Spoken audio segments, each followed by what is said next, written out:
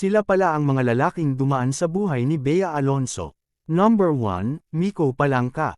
Naging boyfriend noon ni Bea si Miko, noong kakapasok pa niya sa showbiz. Taong 2008 nang sila ay magkahiwalay. Isa raw sa naging dahilan ay ang agwat ng kanilang edad, 10 years kasi raw ang agwat nila. Number 2, Zanjo Marudo. Naging magkasintahan sila taong 2011.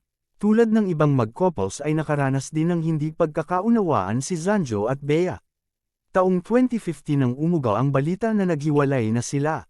2016 nang kumpirmahin ni Zanjo na hiwalay na sila ni Bea dahil hindi na raw magkatugma ang oras nila at wala ng panahon sa isa't isa.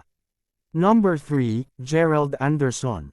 2016 nang maging opisyal ang relasyon ni Bea at Gerald.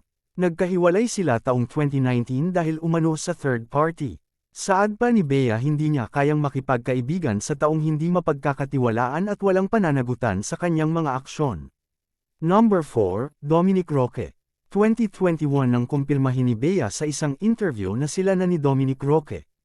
Marami ang hindi makapaniwala sa relasyon ng dalawa dahil sa mas bata si Dominic kesa kay Bea. Sa halos 2 taong relasyon ay nag-propose si Dominic sa aktres noong 2023. Isa sila sa mga inaabangang ikakasal sa taong 2024. Ngunit ang kanilang road to forever ay nauwi sa hiwalayan makalipas lamang ng ilang buwan.